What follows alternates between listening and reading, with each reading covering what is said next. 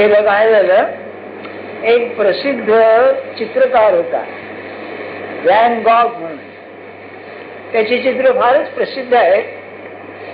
त्याने एक नवीन चित्र प्रदर्शनात लावलं होतं. तेव्हा एक मनुष्य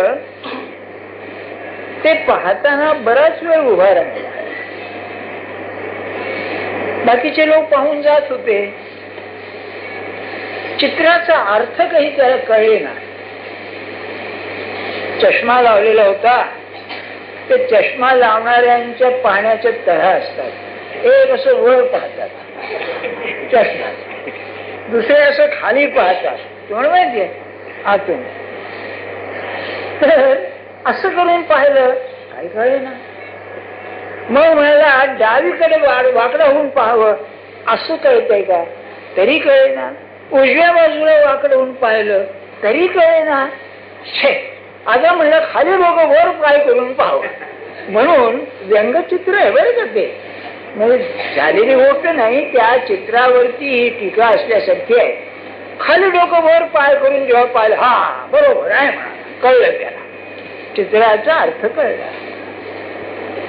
तेव्हा एक ग्रस्त मला आले आज आणि म्हणाले की वा मी ज्ञानेश्वरी वाचून येतो रोज दर रविवारी, पण काही कळत नाही म्हणले.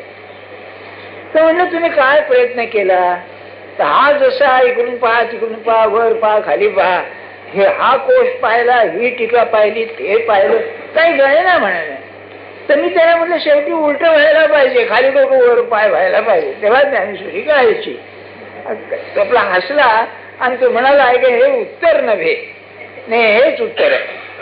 कसं काय आहे, आपली जी पाहण्याची दृष्टी आहे ती पाहण्याची दृष्टी आणि ज्ञानेश्वर महाराजांनी ज्या दृष्टीने लिहिलाय ग्रंथ ती दृष्टी, याच्यामध्ये मूलभूत फरक आहे. तो जसा उलटा झाला आणि पाहिलं कळलं गेला, व्यंगचित्र का असे ना, तसं जी प्रपंचाची बुद्धी माझी आहे ती बुद्धी सोडल्याशिवाय ज्ञानेश्वरी कळायची नाही. माझी व्यवहारातली बुद्धी मी इथे वापरणार, ही अध्यात्म बुद्धी आहे, इथे ती तशी कळणार नाही. म्हणून आपण पाहतो पुष्कळ लोक की नाही परमार्थ सांगायला आलं म्हणजे काय बोल, गुरुला सुद्धा सांगतात, तर तुमची आणखी काय करताय? हा, गुरु शहाणा असतो का बसतो आपला ऐकून. जसं एखादा म्हातारा मनुष्य आहे आणि मोठा डॉक्टर आहे, त्या डॉक्टरला आरोग्याचे धडे देतो बरं का, तो डॉक्टर शहाणा असतो, ऐकून घेतो हा मूर्ख आहे म्हणून बरं का.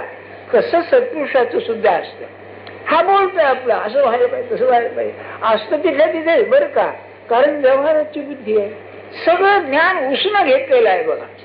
हा, दुसरंच घेतलेलं ज्ञान आहे. व्यवहारात ते जरूर आहे, मला कबूल आहे, पण परमार्थामध्ये ज्याचा अनुभव आहे आतून येतं ज्ञान, ते ज्ञान खरं आहे. याला उलटच व्हायला पाहिजे यात शंका. बर, मी ही जी भाषा वापरतो आपल्याला वाटेल अहो काय काय नुसतं वात्रट पण आहे का, उगीच तुम्ही उदाहरण देता नाही. आज माझी जी बहिर्मुख बुद्धी आहे, इंद्रियातून बाहेर जाऊन पाहण्याची आणि अर्थ लावण्याची, ती शून्य झाल्याशिवाय, प्रवृत्तीची निवृत्ती झाल्याशिवाय सत्पुरुषाचं म्हणणं कळायचंच नाही. अंतर्मुख वृत्ती व्हायला पाहिजे, ते उलट होणार बरं. म्हणजे होतं काय, माझ्या मनाला किंवा बुद्धीला इंद्रियातून बाहेर धावण्याची सवय आहे आणि मग अर्थ करायचा. याच्या उलट इंद्रियांची दारे बंद करून मला आतमध्ये उतरलं पाहिजे तर ते कळेल.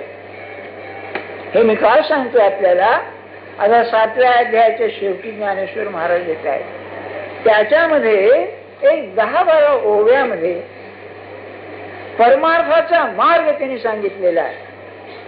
तिथे हे आहे बघा, ते ग्रस्त म्हणाले अहो मी असं पाहिलं तसं पाहिलं, कोश पाहिले अमके पाहिले, काही कळेल ना. अरे ही दृष्टी पाहिजे तर कळेल ना, नाही तर कसं कळणार. म्हणून ही सूचना आपल्याला देतो. आता ऐकायचं तासभर आपल्याला, तेव्हा आतमध्ये जायचं म्हणजे काय करायचं याचं वर्णन आहे त्याच्यामध्ये बरं. हा मार्ग काय आहे, ही ज्ञानेश्वरी कशा करता सांगितलेली आहे ते आहे त्यामध्ये. आता ओवी बघा सुरुवातीची अशी आहे, तरी त्याची आता थोडीशी गोठी सांगिजेल परियेसी, गोठी म्हणजे गोष्ट, जेथ अहंकार तनुसी वालभ जाहीर, वालभ पडिले.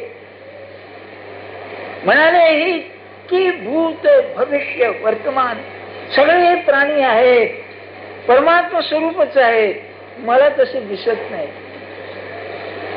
ते सांगतात ते आहे, का दिसत नाही त्याचं वर्णन पुढे आहे. ती दृष्टी यायला पाहिजे. अहो, तुम्ही आम्ही व्यवहारामध्ये सुद्धा दृष्टी म्हणतो. तुम्ही हे मोती जे विकणारे लोक असतात ना, जवाहिरे, त्यांना तुम्ही विचारा, मोती पाहिल्याबरोबर हा कल्चर आहे का खरा मोती आहे ते सांगतो. दृष्टी बसलेली असते, दृष्टी बसलेली इतकी असते की पाहिल्याबरोबर ओळखायला येतं. काय असतो त्यामध्ये? डोळे तेच ना, पण त्या दृष्टीचं सामर्थ्य असतं. तसा डॉक्टर सुद्धा असतो, अनुभवीने खरा डॉक्टर. त्या पाहिल्याबरोबर याला आमचं असलं पाहिजे. कोणत्याही क्षेत्रामध्ये. माझा एक विद्यार्थी बर्मा शेल मध्ये याला गेला होता, इंटरव्ह्यू करता गेला होता. 7 जण लोक बसलेले. मोरॅस म्हणून ख्रिश्चन मुलगा होता आणि त्याच्या परीक्षा, लेखी परीक्षा पास झाला, इंटरव्ह्यूला गेला. तेव्हा त्यातल्या दोघा तिघांनी एकदम प्रश्न विचारायला सुरुवात केली. हा गप्प बसला. बरं का, दोघा तिघांनी ते एक तंत्रच आहे, त्याला घाबरवाय, त्याला ऑफिसर नेमायचा असतो. बरं का, आणि इतक्या जगांनी काय केलं, हे तिघं बोलतच होते. एकाने टेलिफोन घेतला, खोटा ऑफिस म्हणून आला असणार, आणि त्याला दिला. घे म्हणाला, काय उत्तर देशील? तर वरळीच्या आपल्या शेवरीच्या डेपोला आग लागली आहे, काहीतरी व्यवस्था करा ताबडतोब. काय करा? सांगितलं, तू असतंस तर काय केलं असत? खोटंच होतं बरं का. तेव्हा हा काय मला म्हणाला, म्हणे तू काय केलंस? तर मी सांगितलं की मी जाईन, आमची माणसं घेईन, त्या फायर ब्रिगेडला सांगेन, येऊ करीन तेव्हा करीन. बोललो 2-3 मिनिटं म्हणाला, आणि मनात ओळखून होतं की त्याचा मिस्किलपणा पाहिलं आलेकाचं मला फसवतोय. बरं का. तेव्हा मी त्याला विचारलं, हे तू ओळखलंस कसं? तर म्हणाला, माझा बाप पोलीस ऑफिसर आहे. तेव्हा हे जे खिसे कापू लोक असतात त्यांना तो बरोबर ओळखतो त्यांच्या नजरेवरून. याची नजर तशीच असते म्हणा, त्याशिवाय ओळखता कसं येईल हो, नाही का? म्हणजे हातात पिक पॉकेट नसतो, पण ते असतोच त्याला. बरं का. तर म्हणलं, मला माहिती आहे थोडीशी त्यातली, हा लेखाचं खरं बोलतो का खोटं बोलतो? कशी दृष्टी आहे बघा. तशी तुम्हाला नाही वाटत की परमार्थामध्ये सुद्धा दृष्टी नाही अशी आहे? त्यात शंका नाही. ही जी सूक्ष्म दृष्टी आहे ती असल्याशिवाय ज्ञानेश्वरी कशी करेल? नाही तर सद्गुरू सांगणारा पाहिजे. अनुभवी मनुष्य असेल तो सांगणार असेल तर कळेल, नाही तर विद्वान प्रोफेसर लोकांना येणार नाही सांगायला. ते म्हणाले, आता रूपक रचलेलं आहे. काय रूपकाची सुरुवात आहे? अहंकार तनुसी वालभ पडिले. वालभ म्हणजे प्रेम. बरं का. ज्ञानेश्वर महाराजांनी सुद्धा पडले शब्द वापरलाय. फॉल इन लव्ह इंग्लिश मध्ये आहे बघा, प्रेमात पडतो. महाराज एकदा म्हणाले, हे व्यवहारात प्रेमात पडतो, भगवंताच्या प्रेमात पडत नाही, वर जातो म्हणाले तो. रायजेस इन लव्ह असा. तेव्हा दोघांचं प्रेम जमलं. कोणाचं? अहंकार आणि तनु म्हणजे शरीर. आता प्रेम पडायला नवरा बायको लिंग भेद पाहिजे ना. अहंकार हा पुरुष आहे, तनु ही स्त्रीलिंगी आहे. या दोघांचं प्रेम जडलं. प्रेम जडल्यानंतर काय झालं? एकमेक एक झाले, म्हणजे देहबुद्धी निर्माण झाली. मी देहच आहे हे तादात्म्य झालं. बर, अहंकाराचं का उदाहरण घेतलं? असं आहे, हा सगळा प्रकृतीचा पसारा आहे. मी आपल्याला 2-4 रविवारच्या पूर्वी सांगितलं, हा तत्वज्ञानाचा विषय आता येणार नाही. 12व्या-13व्या अध्याय, पण शेवटी 15वात संपत ते. त्याला काय करणार? तर प्रकृतीचे 2 प्रकार, एक परा आणि अपरा. परा प्रकृती जीवभूत आहे, ती चैतन्य आहे ते. पण दुसरी जी आहे ती त्याला तुम्ही जड प्रकृती म्हणा. कोणची? पंचमहाभूत आणि मनबुद्धी अहंकार.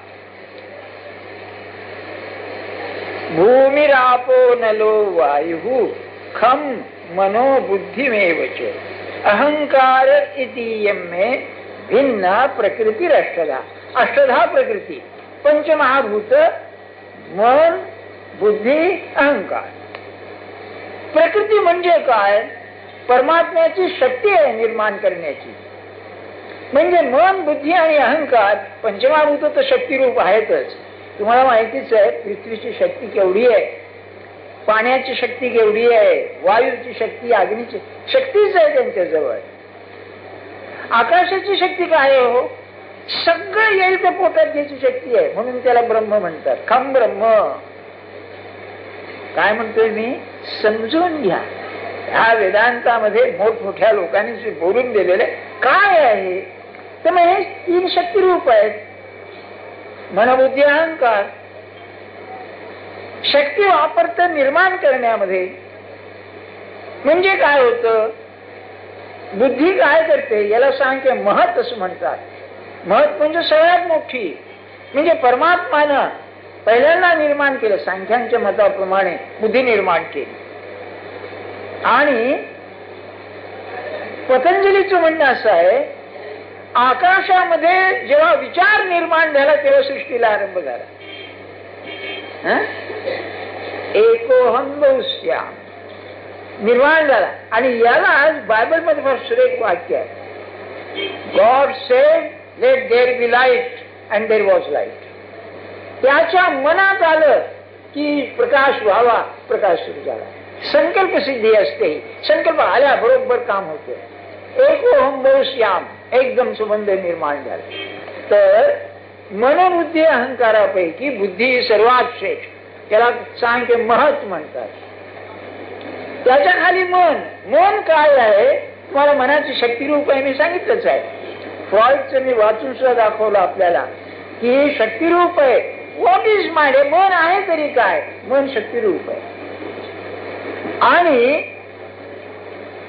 सत्पुरुषांचं म्हणणं असं उपनिषदा सरळ मागच्या रविवारचा श्लोक आठवतो का? कठोपनिषदातला आत्मानं रथिनं विद्धी शरीरम रथमेव तु बुद्धिं तु सारथिं विद्धी मनः प्रग्रहमेव च. मन लगाम आहे. घोडे उधळले इंद्रियानी हयान. घोडे उधळले लगामाने तुम्ही आवरता. मन आवरत. आणि मन जर तुम्हाला आवरता येलं नाही तर बुद्धी नुसती पाहत बसते. आपलं तसंच होतं. मन बुद्धी सांगते आमकं करू नको, आमकं कर. मन ऐकत नाही. म्हणून सत्पुरुष मन बुद्धी आवरायला सांगत नाही, मनाला आवरण असं म्हणतात.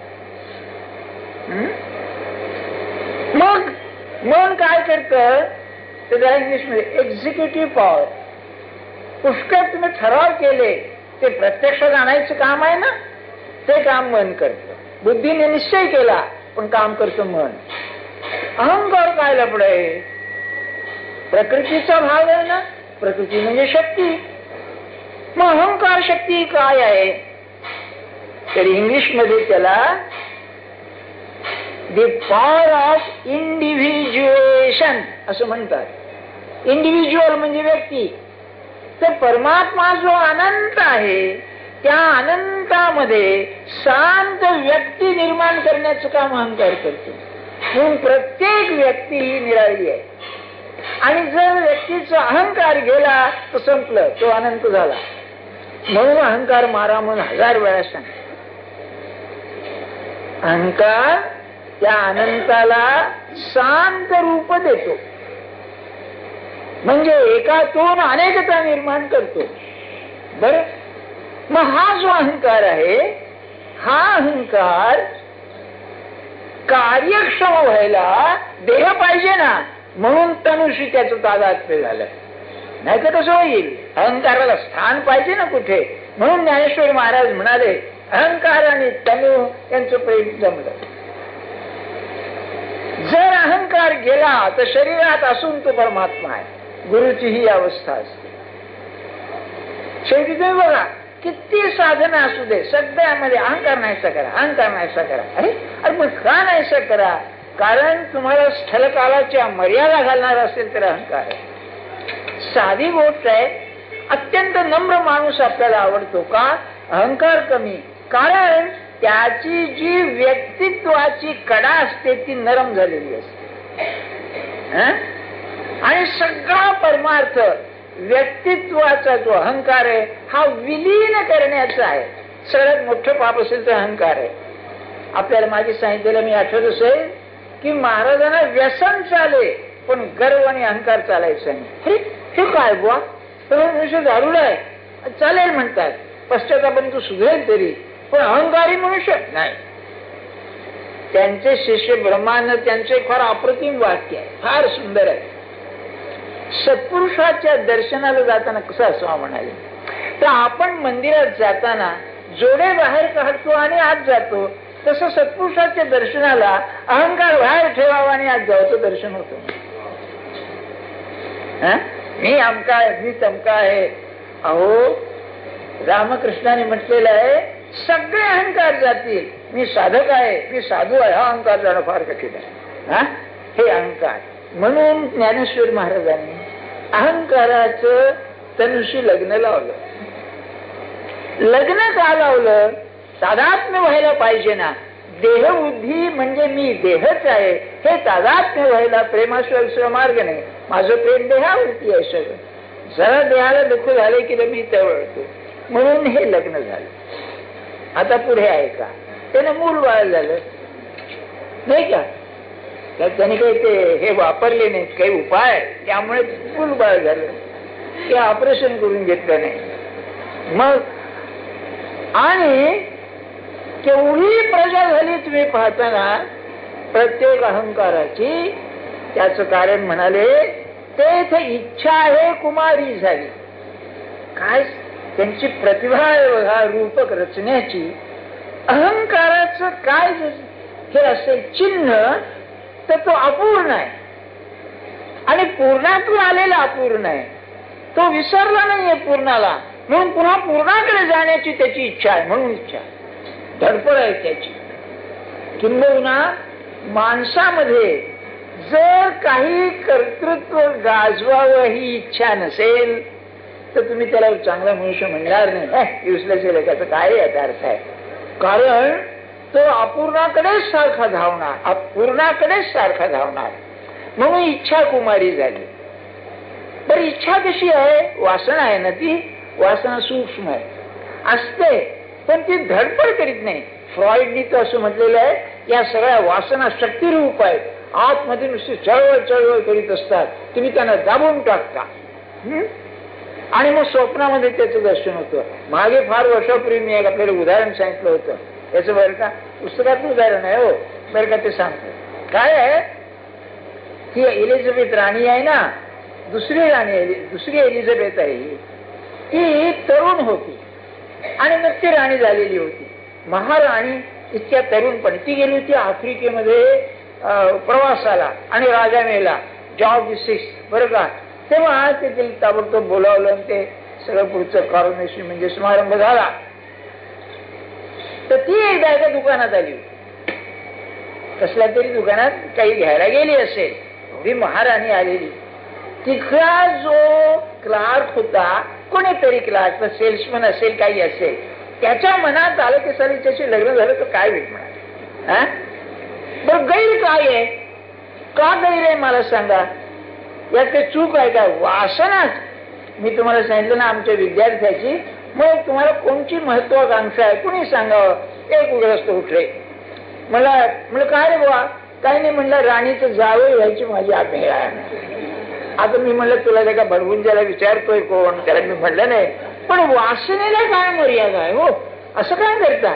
वासना नाही ती, वासना म्हणजे वासना. काय कसं सांगणार तुम्ही त्याला? तेव्हा ही इच्छा कुमारी झाली, ही सुप्त आहे. ज्ञानेश्वर महाराज म्हणतात कन्या झाली आहे पण बाल आहे, अजून लहान आहे, विकसित व्हायची आहे.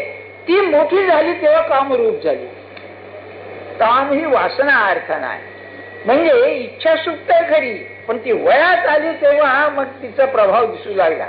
म्हणून म्हणाले तेथ इच्छा ही कुमारी झाली, मग ते कामाची या तारुण्य आली. हा, मग तिथे धुसफूस सुरू झाली तिची. तेथ द्वेषेशी सांडिली वराडी, मांडिली वराडिक. इच्छा झाली, ती वासना झाली, कामरूप वासना. काम याचा अर्थ वासना असाच आहे उपनिषदामध्ये. काममायैव पुरुष, माणूसा काय गाठोडा आहे वासनांचं म्हणाले, बंडल ऑफ डिझायर्स. बरं का, तेव्हा काम वासना म्हणजे वासना प्रदीप्त झाल्या. द्वेषेशी मांडलेली वरहडीक, तिचं लग्न आता रूपक आहे बरं का.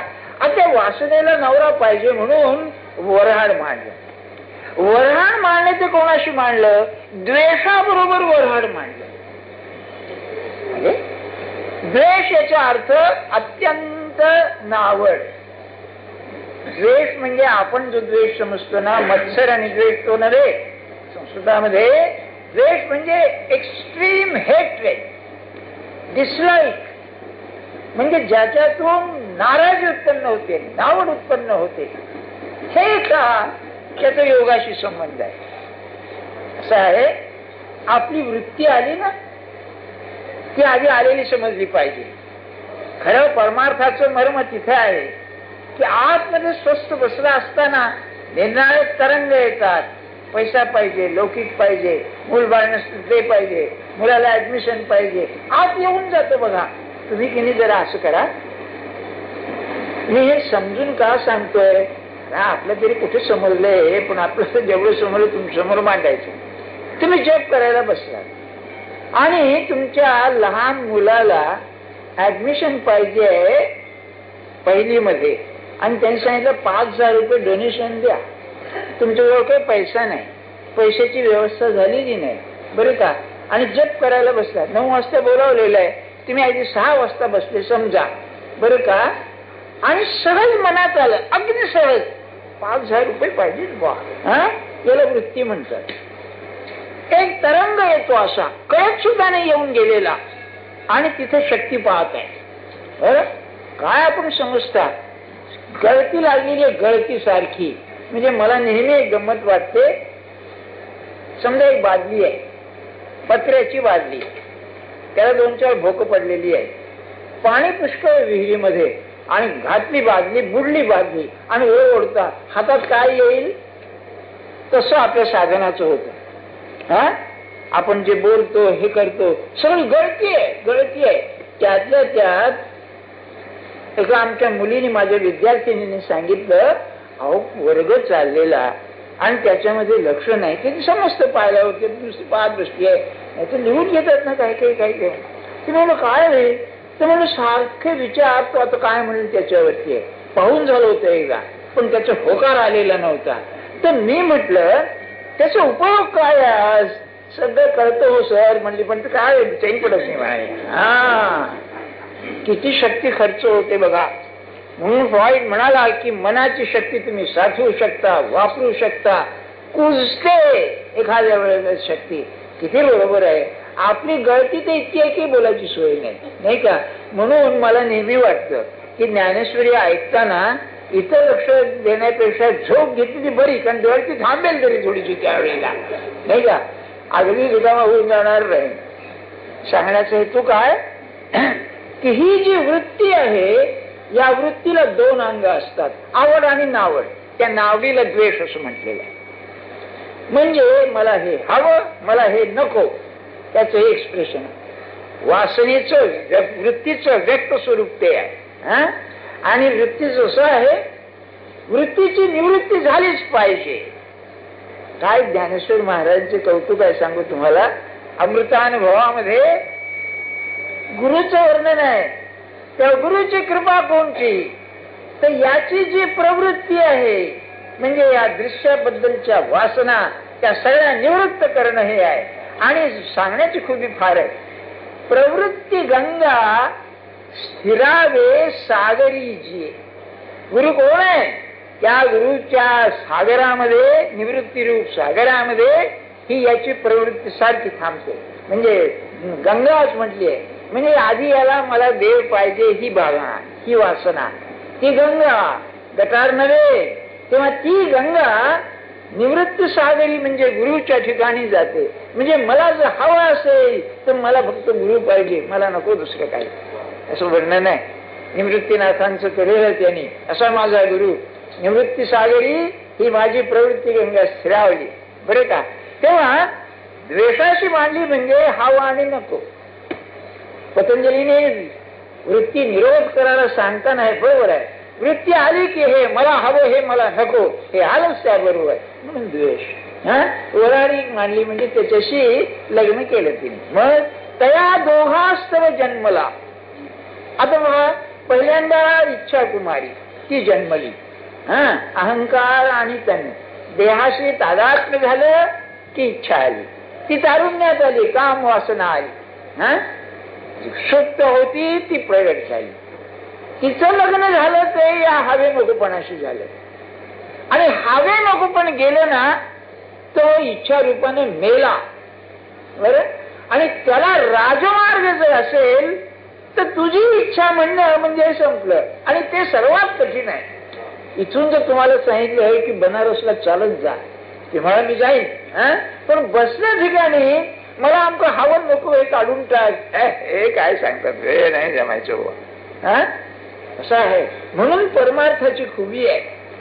तो काही करीत नाही, पण बसल्या ठिकाणी त्याला आतमध्ये तिची प्रतिक्रियाच नाही. आलं तर येऊ दे, गेलं तर जाऊ दे. ऐकून ठेवा, मलाही माहितीये काय कठीण आहे ते, पण असं आहे. बरं. हजार तऱ्हेचे डोक्यात विचार आहे. हे सांगतो उदाहरण. एक चांगले ग्रस्त आहेत, नवरा बायको दोघंही जप करणारे आहेत, चांगले लोक आहेत, सज्जन आहेत. दोघे म्हातारे झाले. तर मी सहज म्हणलं आज तुम्ही जप करताना डोक्यात काय असतं. तर बाईने मला सांगितलं, तुम्हाला खरं सांगू का म्हणाली. मग खरं सांगा म्हणूनच विचारतोय, नाही तर कुठे सांगून मला काय करायचं, त्या थाप मारायची आहे, खरं सांगा. तर ते म्हणाली पुष्कळ वेळेला जप करताना असा विचार येतो की वा दोघांपैकी एक जाणार, आपण जो मागे राहिलो आणि जर थकला तर मग आपलं काय व्हायचं. बरं. तर मी सहज म्हटलं कबूल आहे. एक वेळा आलं, दोन वेळा आलं, तुम्ही काय उत्तर देता त्याला. नाही म्हणलं ते गुरु आहेत ते पाहतील असं म्हणते मी. बरं का. ते म्हणलं हे किती वेळा म्हणता. अहो म्हणतो म्हणजे काय, सगळं ते काळजी करून झाली की मग शेवटी काय ते आहेत पाहताय. आता जग काय करील मला सांगा. काय म्हणजे त्यांना म्हटलं नाही, पण तुम्ही आपलं माझं सांगतो, आपला जप या प्रतिक्रियेमध्ये हे तुम्ही भासताना काही जळतं की नाही, तशापैकी होतो. जपाला जपाचं स्वरूप राहत नाही. जप गेलं की तेच, दुसरं नसलं पाहिजे काही. हे आवड आणि नावड. बरं का. तर त्याला मुलगा झाला, मूल झालं. आता हे वागवणार कोण हो याला. काय ज्ञानेश्वर महाराजांची कमाल आहे. मला ते गंमत वाटली. त्यांना काही कल्पना नव्हती. 21व्या शतकाच्या सुरुवातीला जणू काय की बा मालाडमध्ये कुणी ज्ञानेश्वरी सांगणार आहे आणि हे उदाहरण येणार आहे. आता काय गंमत आहे, नवरा बायको दोघं लग्न आपलं हे नोकऱ्या करणारे आणि ती म्हातारी बिचारी त्या पोराला सांभाळते नाही का. पाळणा घर म्हणजे सगळ्यांनाच काही शक्य नसतं. बरं सासू असली म्हणजे हिला सोडून मग ते पाळणा घरात कशाला हो. बरं का. आणि पुष्कळ काय होतं, दोघे नोकरी करणारे, खाणं पिणं चांगलं, पोराची माती जड असते, त्या म्हातारीला सांभाळत नाही, मग उचलून करणार. आणि त्याचं करायचं म्हणजे काय सोपी गोष्ट आहे का. पुरुषाला करू दे 2 दिवसामध्ये म्हणाल नको मी वेगळा राहतो म्हणाल. पुरुषाला नाही जमायचं ते नाही का. ते ज्ञानेश्वर महाराज सांगताय. तुम्ही वा हे बी खूप अरे आहे बघा. तर त्या दोघास्तव जन्मला ऐसा द्वंद्व मोह जाहला. हे चांगलं हे वाईट, हे पाहिजे हे नको, हे द्वंद्व, यश अपयश, शीत उष्ण, इथे तर त्याचं फार भर आहे त्याच्यावर. चांगलं वाईट हा द्वंद्वात्मक आहे ना जगत सगळं. बाय पोलर याला इंग्लिश मध्ये म्हणतात. बरं का. 2 ध्रुव आहे याला, एकच ध्रुव नाही. सगळीकडे 2 ध्रुव आहे. बाय पोलर त्याला म्हणतात. हे विश्वाची रचना तशी आहे. अहो इलेक्ट्रिसिटी मध्ये तुम्ही पॉझिटिव्ह आणि निगेटिव्ह तुम्ही म्हणता की नाही, त्याशिवाय नाहीच म्हणजे संघर्ष नाही आणि प्रकाश नाही. बाय म्हणजे पुरुषामध्ये आहेच. आता असं म्हणतात अगदी सुधीला युनिसेक्शुअल म्हणजे तो एक किडा असतो, त्याचे दोन होतात आणि मग तो होतो. त्याला काही पुरुष नर मादी नाही, पण पुढे सगळं नर मादी आहे माणसापर्यंत, बायसेक्शुअल आहे. म्हणून द्वंद्व मोह हा मुलगा झाला. इच्छेला, वासनेला द्वेषाकडून, हवं नको मधून